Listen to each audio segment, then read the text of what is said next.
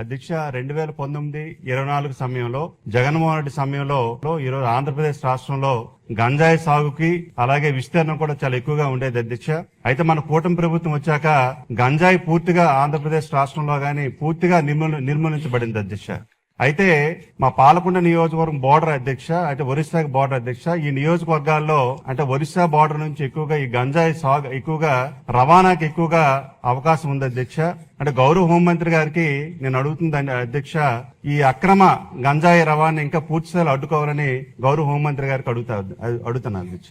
2019 తర్వాత గంజా సాగు ఇంచుకు ఎలా అయిపోయిందంటే గంజా ఆంధ్రప్రదేశ్ గా మన సంగతి మనందరికీ తెలుసు. తర్వాత మనకి ఎన్డీఏ గవర్నమెంట్ వచ్చిన తర్వాత ఇమీడియట్ గా దాన్ని ఈగల్ మనం స్థాపించుకొని ఈగల్ ద్వారా మాక్సిమం గంజా సాగునైతే అధ్యక్ష నేను చాలా హ్యాపీగా చెప్పగలను, గర్వంగా కూడా చెప్పగలను. ఈ రోజు ఆంధ్రప్రదేశ్ లో గంజా సాగు అనేది జీరో కల్టివేషన్ అధ్యక్ష.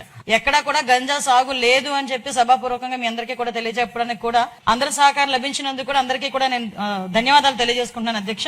ముఖ్యంగా ఇప్పుడు మనకి ఉన్న ప్రాబ్లం కాస్త ఏఓబి ప్రాంతాలు అంటే ఒరిస్సా నుంచి వచ్చేటప్పుడు గానీ కొంత ట్రాన్స్పోర్టేషన్ అయితే మన ఆంధ్రప్రదేశ్ గుండా సాగుతుంది. ఇప్పుడు ఎక్కడైతే దానికి సంబంధించి ఇంత ముందు చెక్ పోస్టులు అయితే ఏర్పాటు చేశారు కానీ చెక్ పోస్టులను కూడా ఎక్కడ కూడా నిఘా పెట్టి గానీ కొంచెం దాన్ని బాగా ఎక్కువగా ఎఫెక్టివ్ గా పనిచేసేటట్టుగా ఎక్కడ కూడా పెట్టుకోవాలి. మన ఎన్డీఏ గవర్నమెంట్ వచ్చిన తర్వాత అధ్యక్ష చూసుకుంటే 1-2 చోట్ల మాత్రమే చెక్ పోస్టులు ఏర్పడే పరిస్థితి. కానీ మనం ఏం చేసామంటే ఇప్పుడు ఇంటర్ స్టేట్ చెక్ పోస్టుల కింద సుమారుగా 5 జిల్లాల్లోని కూడా దగ్గర 35కు పైగా చెక్ పోస్టులు పెట్టుకున్నాం అధ్యక్ష. పాలకొండ కాన్స్టిట్యుయెన్సీకి సంబంధించి రాయగడ గునుపూర్ దగ్గరలో ఉంటుంది అధ్యక్ష. అక్కడ బత్తిలి అని ఒక చెక్ పోస్ట్ కూడా ఏర్పాటు చేసుకోవడం జరిగింది. ఆ బత్తిలి చెక్ పోస్ట్ కూడా చాలా ఎఫెక్టివ్ గా పనిచేయడం వల్ల అట్ ద సేమ్ టైం అక్కడ ఎస్పీ మన్యం జిల్లా ఎస్పీ గారు అదే విధంగా అక్కడ రాయగడ ఎస్పీ గారు నిరంతరం కోఆర్డినేషన్ చేయడం వల్ల అటువైపు నుంచి మాక్సిమం ట్రాన్స్పోర్టేషన్ కూడా తగ్గే పరిస్థితి కూడా వచ్చింది అధ్యక్ష. ఇమీడియట్ గా ఎవరైనా ట్రాన్స్పోర్ట్ చేసే పరిస్థితి ఉన్నా కూడా ఇమీడియట్ గా మన డిపార్ట్మెంట్ వాళ్ళు ఈగల్ డిపార్ట్మెంట్ వాళ్ళు వెళ్లి పట్టుకోవడం, వాళ్ళు వెంటనే ఎన్డీపీఎస్ యాక్ట్ల కింద వాళ్ళని అరెస్ట్ చేయడం కూడా జరుగుతుంది. మనందరికీ తెలుసు అధ్యక్ష,